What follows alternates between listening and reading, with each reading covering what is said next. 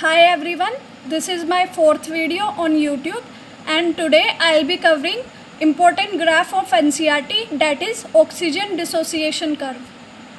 So here y-axis representing percent saturation of hemoglobin with oxygen and x-axis representing partial pressure of oxygen in mm of Hg. Okay, now some values are given here.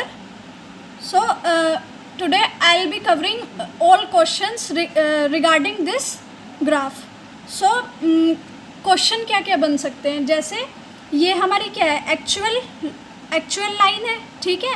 अब question कैसे बनते हैं कि अगर ये actual line right shift हो जाए या लेफ़्ट शिफ्ट हो जाए तो क्या क्या फैक्टर रिस्पॉन्सिबल होते हैं इसकी राइट शिफ्टिंग और लेफ़्ट शिफ्टिंग में, ठीक है. जैसे ये एक्चुअल लाइन है हमारी, रेड कलर की शो हो रही है ना यहाँ पर, ठीक है.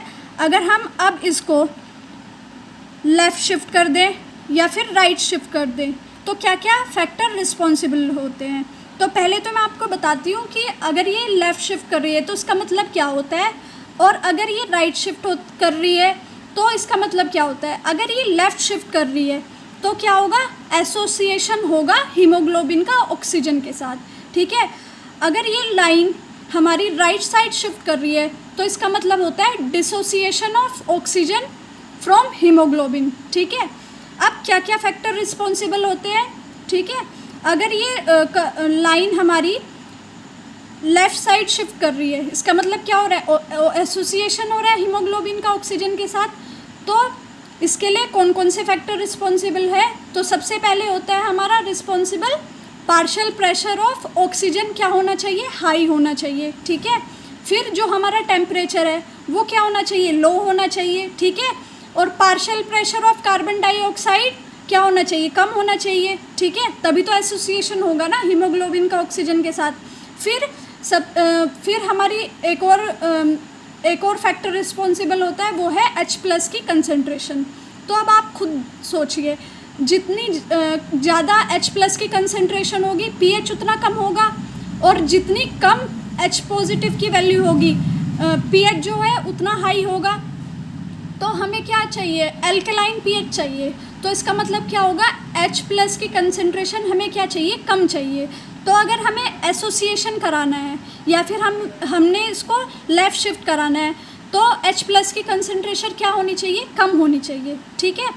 अब अगर ये राइट शिफ्ट करता है तो क्या होता है, डिसोसिएशन होता है ऑक्सीजन का हीमोग्लोबिन से, ठीक है.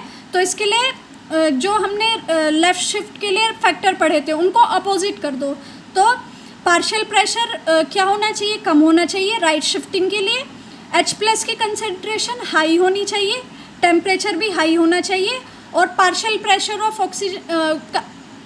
प्रेशर ऑफ कार्बन डाइऑक्साइड क्या होना चाहिए, ज़्यादा होना चाहिए, ठीक है. अब हम इसकी वैल्यू के ऊपर जाते हैं. अब क्या है हमारे पास, ये थोड़ा इलेबोरेट है थोड़ा इससे ना कर्व. अब इसमें क्या हो रहा है, जैसे अगर हम पार्शियल प्रेशर ऑफ ऑक्सीजन को 20 और 40 के बीच में रखते हैं, मतलब कोई भी इसकी वैल्यू लगभग 27 mm ऑफ Hg होती है, ठीक है. तो एट 25 या 27 mm of Hg partial pressure of oxygen, जो परसेंटेज सैचुरेशन है हीमोग्लोबिन का वो कितना होता है, 50%, ठीक है. अब हम एट रैंडम अगर कोई भी वैल्यू ले लें, जैसे हमने 60 वैल्यू ले ली कोई भी, तो जब हम इसको इससे ज्वाइन करेंगे, ठीक है, तो अब हम देखते हैं इसे यहाँ से ज्वाइन करेंगे तो हमारी जो परसेंटेज सैचुरेशन ऑफ हीमोग्लोबिन है वो किसके बीच में आएगी, 80 और 100 के बीच में.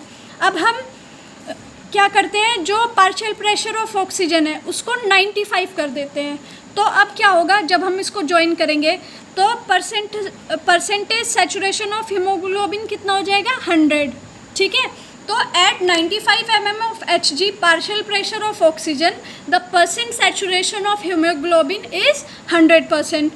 And if we decrease the partial pressure to 25 or 27 mm of Hg, the percentage saturation of hemoglobin will be 50%.